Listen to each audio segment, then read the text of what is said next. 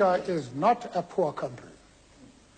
As I have said, our budget this year is 126 billion rand.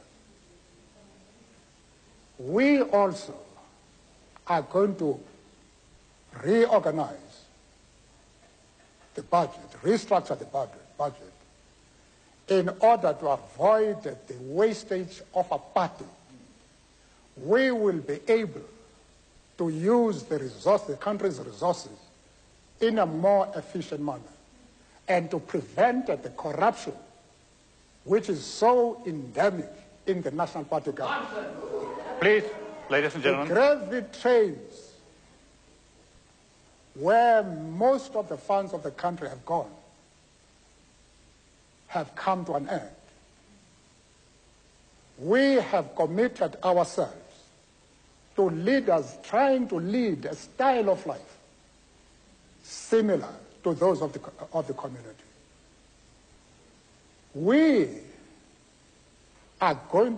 I am going to suggest that my own salary, if I'm elected as state president, must be cut.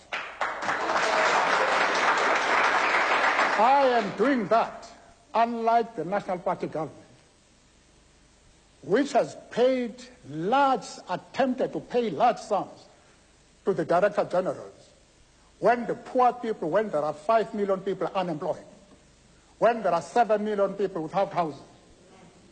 We are not going to live like fat cats. My friends in the National Party can do that. That's what they know. Mr. De Klerk. A response from Mr. De Klerk. May I, at the outset, say that our deficit before borrowing is much too high.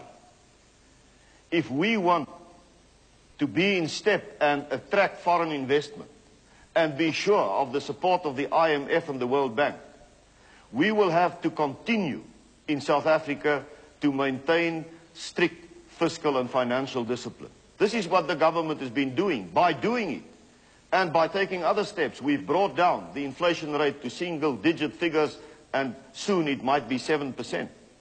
We've brought down interest rates. All our economic indicators are pointing in the right direction.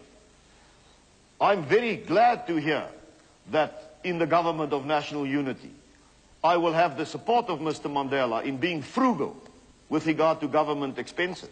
But then we must be frugal across the board, because it is at the moment organizations allied to the ANC who are once again doing damage to the South African economy by strikes with regard to various disciplines. And through those strikes, they are firstly helping to create an atmosphere which is not conducive to free and fair elections.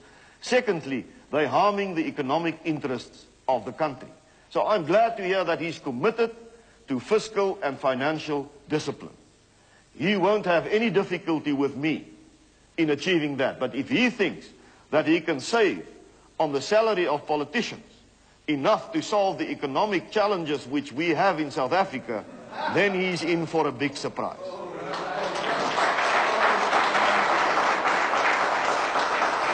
Thank you for your cooperation, Mr. Mandela. You can have a rebuttal. Obviously, Mr. De Klerk was not listening when I was speaking. I may well as add that I'm happy he is going to cooperate with me if I say a state president should pay a tax on his income, on his resources, on his tax. That is what heads of state do throughout the Western world, not in South Africa. We are also going to issue government bonds, reconstruction bonds, both in South Africa and abroad, to raise the funds that we need. We are going to impose a fair tax to be paid by everybody. All these are going to help to get revenue for the country. But we are not going to live like fat cats.